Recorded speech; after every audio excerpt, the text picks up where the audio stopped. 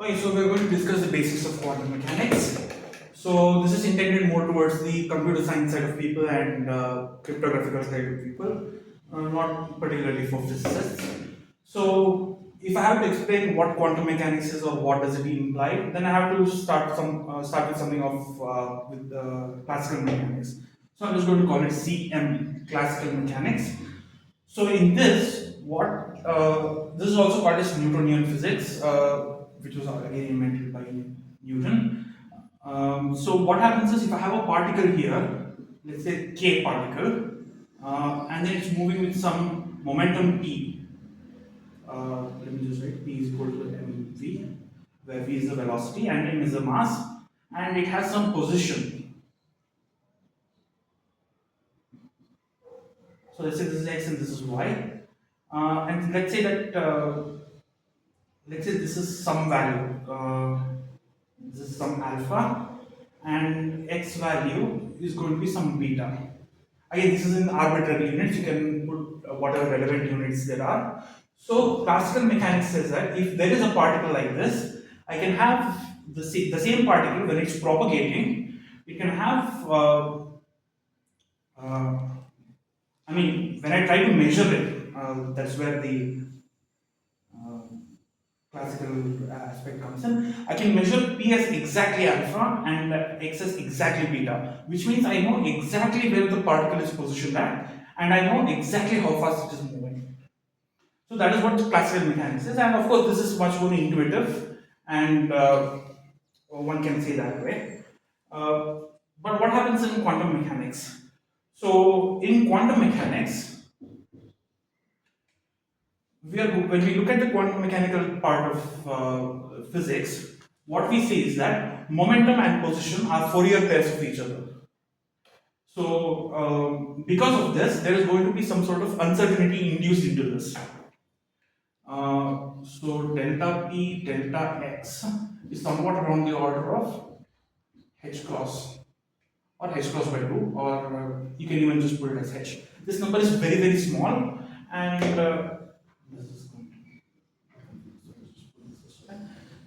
to so this is what it says usually. So there's uncertainty in the measurement of momentum and uncertainty in measure of position. Again, these two are Fourier pairs. They are of the order of h cross or h by 2. And then it doesn't apply only for momentum and position. It also applies for energy and time. So delta E delta T is also equal to, I mean, is of the order of h, where h is a Planck's constant. So this is not possible in classical mechanics, it's possible only in quantum mechanics. So this is the measurement portion of it.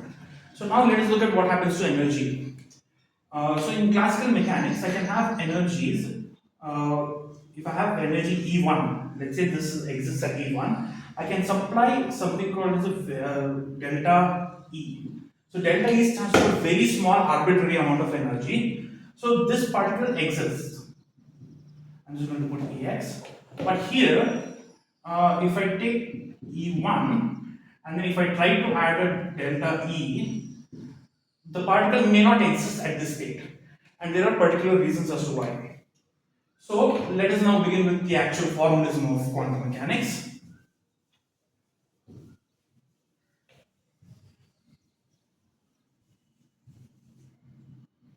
So before we actually go into that, I just want to remind why we call it quantum mechanics, because it is of the word quanta. This means discrete or in particular quantities.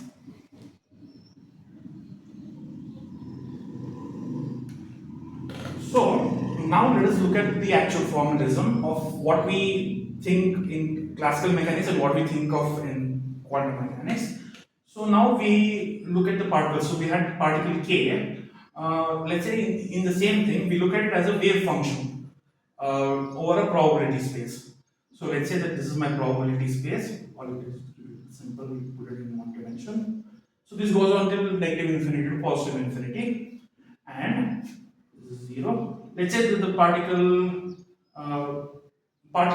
exists within this and is represented by a probability amplitude function, or it is called as a wave function.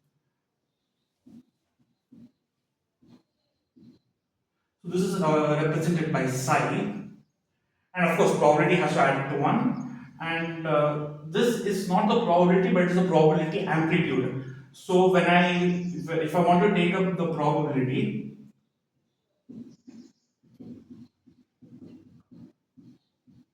so psi star is because psi can be psi can be complex.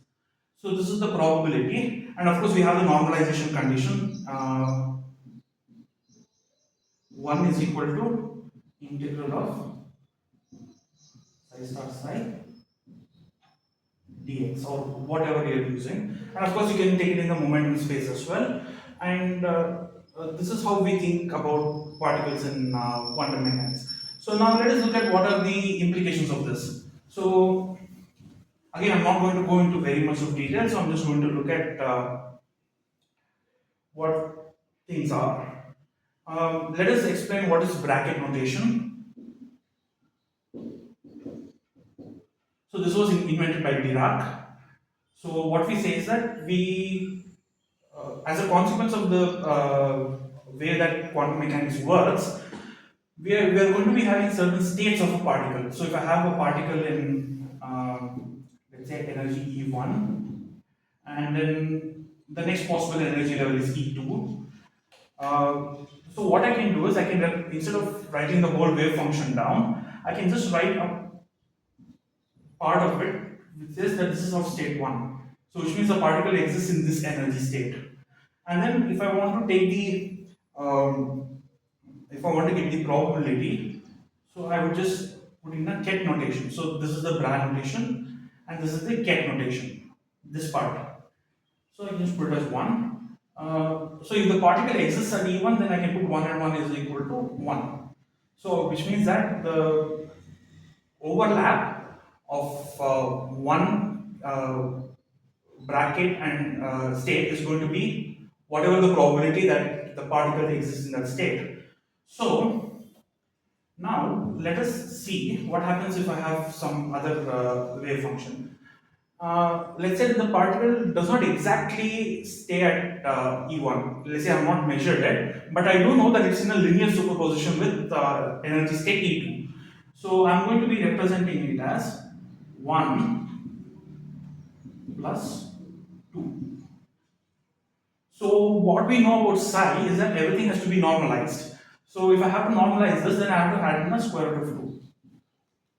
And of course, there's going to be some alpha beta values in there, usually. But let's say that it's equally likely to be present in both these things.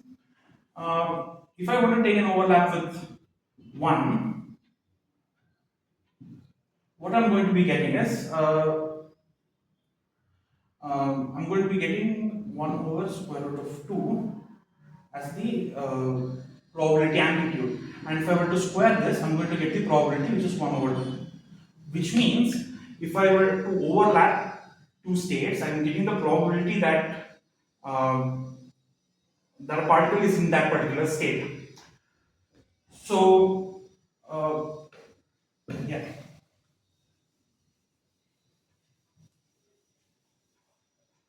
So let me just recap. What we know is that particles can stay at linear superposition. So LS, particles are at linear superposition and they are probabilistic.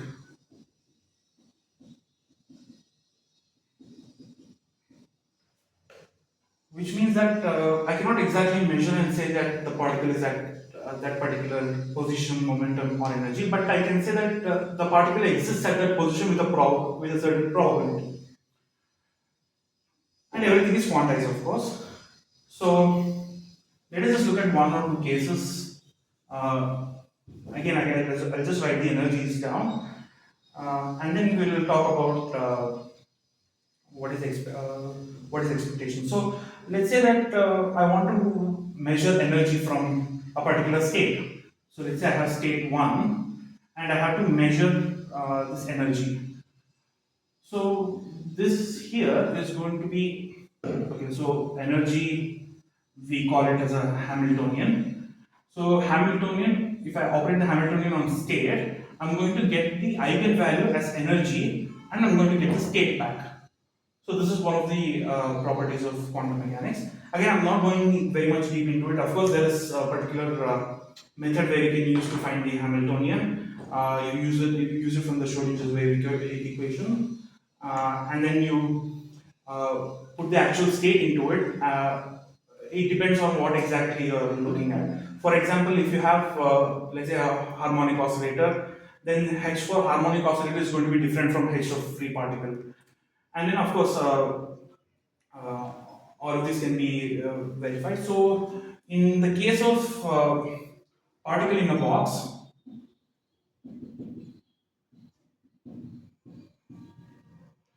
the energy is going to be of the order of pi square h square over 8 ml times n square. I mean, if it's for one dimension, it's going to be n square, but if it is three dimensions, it's going to be nx square plus ny square plus nz square. Of course, this value is also going to change if it's in one dimension. So this nx, ny, and nz are all integers, and they can be only integers. They cannot be anything else. So the lowest n that is possible is 1. So if I plug in the value of 1, the least possible energy when I'm looking at a particle in a box is going to be pi square h square times 3 divided by 8 mm, where m is the length of the particle, m is the mass of the particle. Similarly, what we can do is we can do the same thing for harmonic oscillator.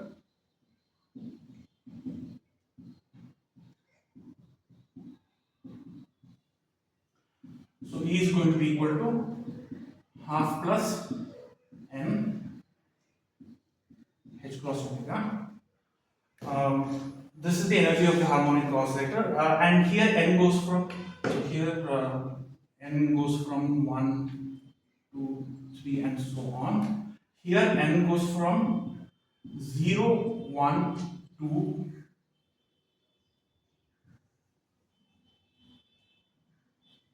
0, 1, 2, and so on.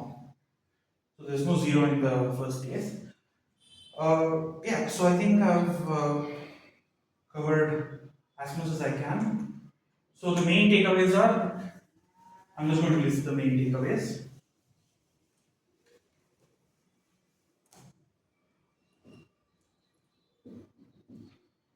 Particle exists as states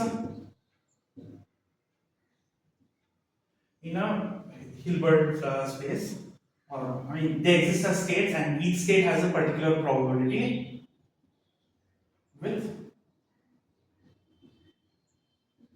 and its own wave function. So if I want to measure anything about the particle, then I have to apply the appropriate operator. And of course, this can be looked at in the matrix form as well, and that is going to be, and then the operators are going to be in the matrix form, and then that is going to be in a column form or a vector form, depending on whether it's Brown notation or Tate notation. Okay, so that concludes everything there is for quantum mechanics. Now let's move on to quantum computing.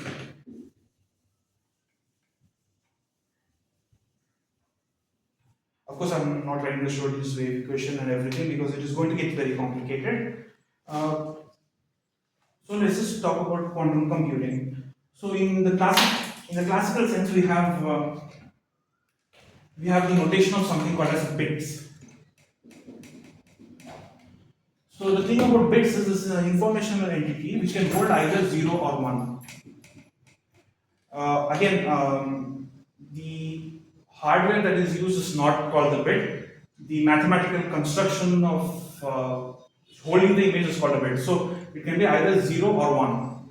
And then, of course, this is denoted by many ways. You can use electricity, which is used in modern day electronics. And then there is a notation of a qubit. So this is going to be a physical particle which actually follows the basics of quantum mechanics. So we take the quantum mechanical energy of 0 and 1. Of course, 0, 1, 2, 3 and can go on forever. But we are not going to look in that case as of now. But there is something called as qubit. So we have psi for qubit is equal to alpha 0 plus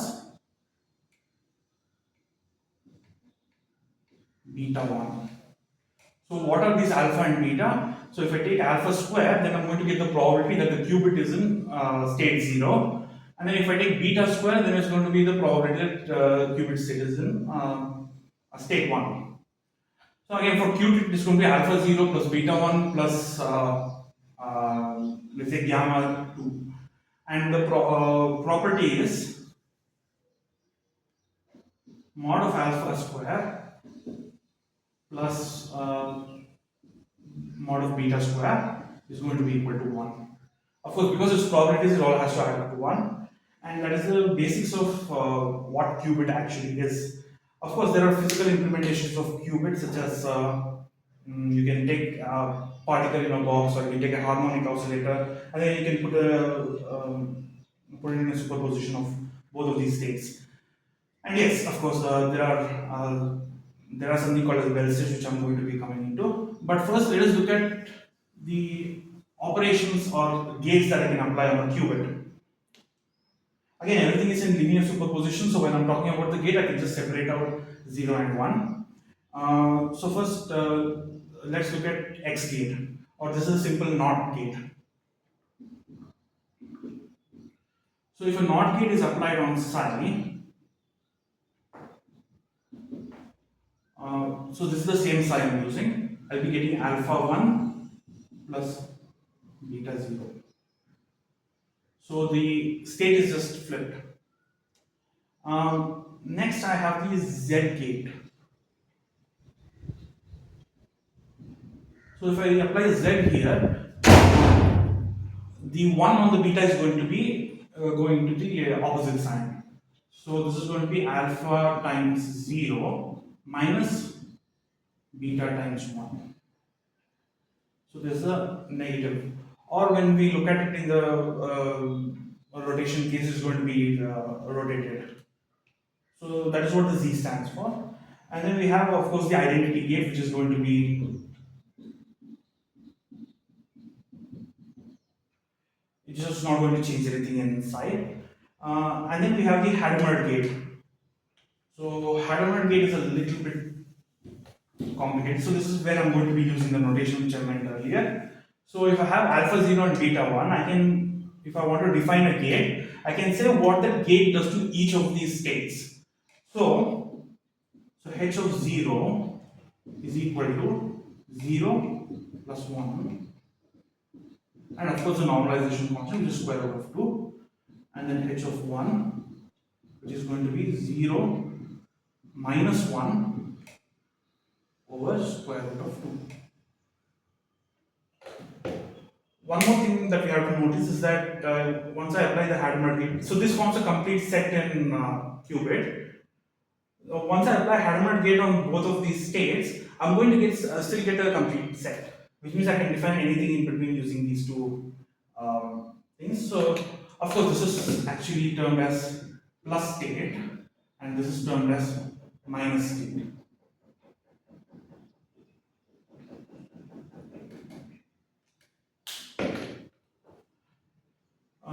And then there's, of course, rotation gate and a measurement gate.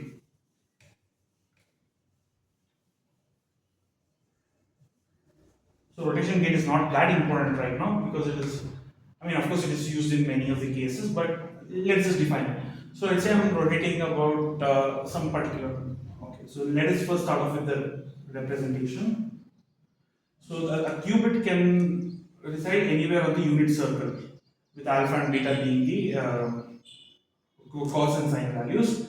And then if I want to rotate it, I just take the vector. So let's say this is my psi, and then I can just rotate it in either this way or that way, and that is going to be my rotation gates. Of course, the alpha and beta values are going to change, and of course you can write it down that way, but I'm not going to go into much detail. Okay, so now comes another important gate called the measurement gate.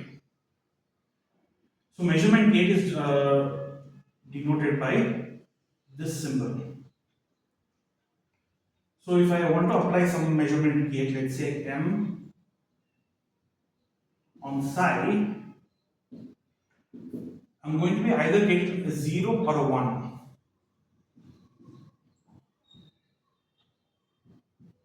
depending on what is the probability. So this gate is why what makes quantum computing very powerful. And of course, this led to Grover's algorithm, Dutch's algorithm, Shor code, and Shor's factoring algorithm, and so many more. Okay, so we have a basic idea of what gates do. Now let us look at a teleportation circuit. This is very important in terms of S25. So let's say I have some psi. Of course, psi is going to be equal to alpha 0 plus beta 1. And then I want to teleport this circuit. So what I'm going to do is make I'm going to take two 0 bits, these 0 qubits, and I'm going to apply some gauge to it, and we will see what actually happens. Um, okay, I forgot to mention the uh, control knot, but we will look at it later on. So here's the circuit. This is a control knot gate, and then I have another control knot here,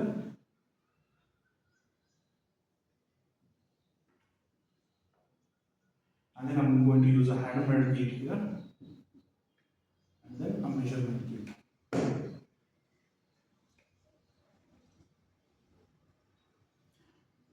So here also I'm going to use a measurement gate.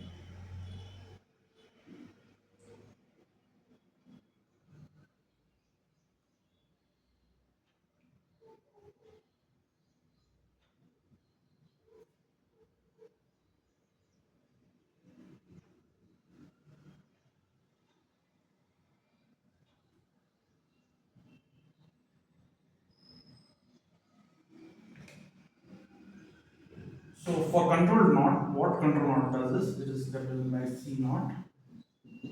If it is on 0, it acts on two bits. One is the this is the target bit, and this is the control bit. So if C naught of 0 and 0, okay, so 0 and some state, um, let's call it I.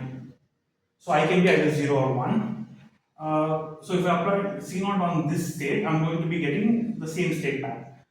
And then if I apply C naught on 1 and then I, I'm going to be getting the complement of I. So which I'm going to represent by 0 and I. So this is going to be 0 and J. So J is not equal to I, of course. So it applies a NOT gate or the X gate whenever this bit is 1. So let's just move into the teleportation circuit and look at what happens.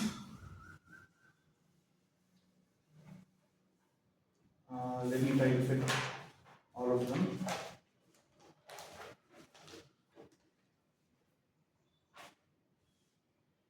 So this is what we have initially. Let's write all of the qubits down. So initially I have uh, alpha 0 plus beta 1, and then I have 0, and then I have a 0, which represents this particular thing. So after the first C naught gate, this is going to be transformed.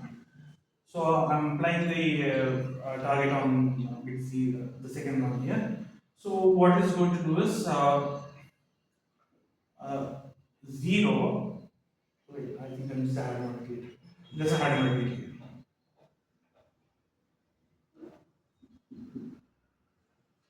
So if I apply the Hadamard gate on the third qubit, I'm going to get alpha 0 plus beta 1.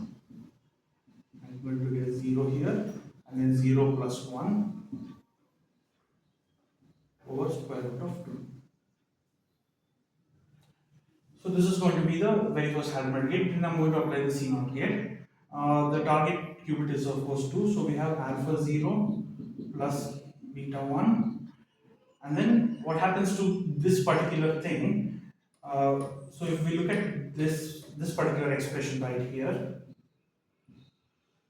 uh, the 0 is the control bit and 0 is the target bit. So this won't change. So I'm going to get a 0 0. And then if we look at this one, this is the control and this is the uh, so we are going to get 1 1 over square root of 2. So because the control is 1, I'm going to apply a NOT gate on bit 2. Okay, so now we have this, and of course when we apply this third gate, the equation gets complicated, and then finally what we are going to get is if we do apply all of these operations, we are going to get psi at the very end. So if after the first measurement, if we have 1, then we perform an X gate, or if we have 0, we don't perform the X gate. Then of course we do the Hadamard and then measurement, and then we get the Z component.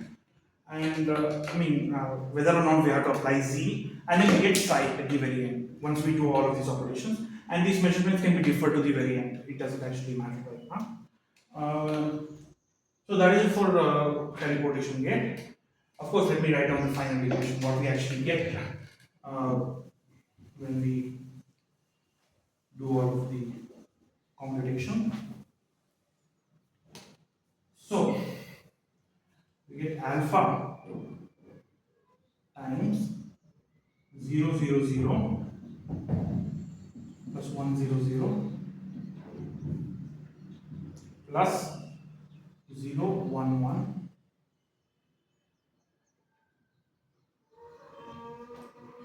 and then 1 1 1.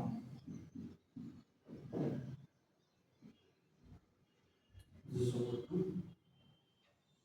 And then we have a plus beta by 2. We get 0 1 0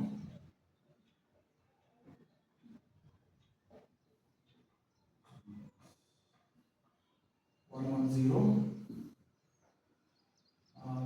plus 0 0 1 and then minus 1 0. So once I apply this kind of method to all of these gates, except for the measurement gates, I'm going to get this particular value. And if you look at what happens if I measure 0 on the very first bit, I'm going to this is going to survive, this is going to survive, these two are not, this is going to survive, and this is going to survive. And on the second bit, if I measure a 0, this is going to survive, and then this is going to survive, which means I'm going to get the original side. But if I measure 1 on this first qubit and then 1 on the second qubit, of course, once I put all of these gates, I'm going to get the exact side. So this is the basic quantum teleportation circuit. Of course, very helpful in quantum communications. Okay, so again, I'm not going to be writing every single equation now. I just want to explain that a circuit like this exists and then just move on and see what happens. Okay, so now let's look at something called as error correction codes or ECC. So when we are looking at a classical bit, if it is 0, 1 and 0, 1,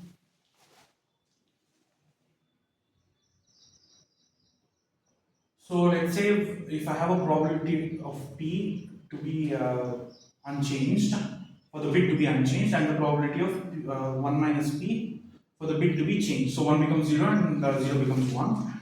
Of course, this is the only type of error that is going to, this is not the only type, but there's going to be another type which is called binary erasure error. So in that case, the bit actually gets erased or it goes into an invalid state. So, but for our case, we'll just look at this one. This is what the classical errors that can happen here. But in quantum, there are two types of errors. So one is going to be a bit flip, which is analogous to this. So zero state goes to zero, and then one goes to one, and of course, so this is p, and this is one minus p, and then there is also a phase flip. So 0 goes to 0, this is always there, but 1 can go into either 1 or negative 1. So this is an application of this Z gate. Sorry, this is the application of an X gate, and this is an application of a Z gate. So how do we actually correct for this error? Is by using something called as a short code. This is the short 9-qubit code. I'm going to write one part of the code, and the rest is just the mirror. The decryption part is in the middle. So let's say I have psi, and then of course I have 3. Let me just put 3 more.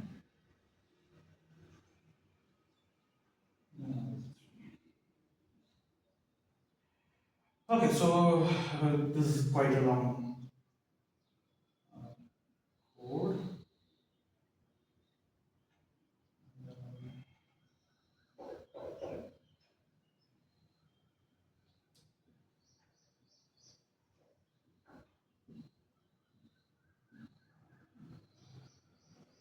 Um, Hadmer gate is applied, and then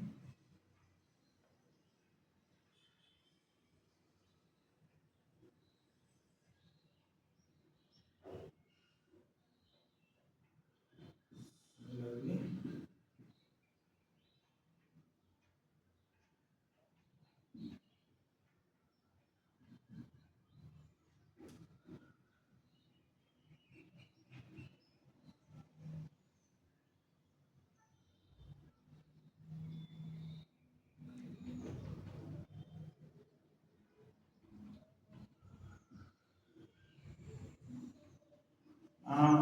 So this is the encryption part of the short code. Of course, it uses 9 qubits, and then once I just flip the entire thing around, I get the decryption. Uh, and so this protects against both phase flip and also bit flip. But this is applied only on site. This is one of the first error correction codes introduced by Peter Shor. Right now, there can be many other error correction codes such as surface codes or an arbitrary error correction code as well. So, what is the bound as to how much we can actually error correct against? So, that is given by something called as the Hamming bound.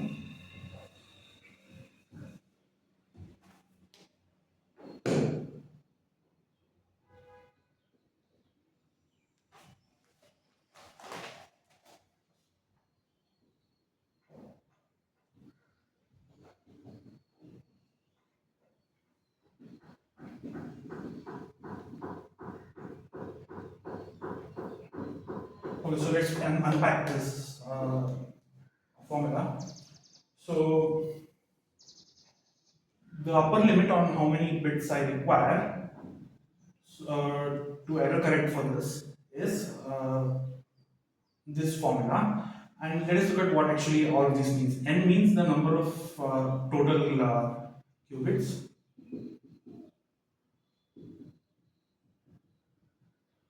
K is the parity qubits, and now T is the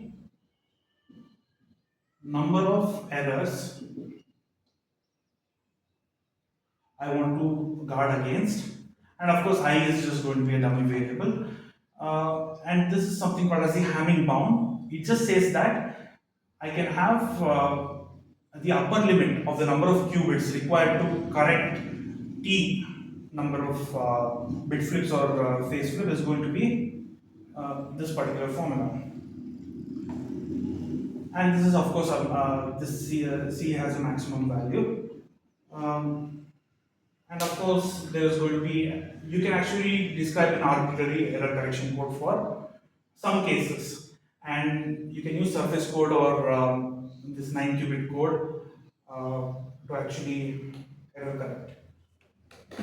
So that is it for basis of quantum mechanics, quantum computing, and error correction codes. So I will. Those modules.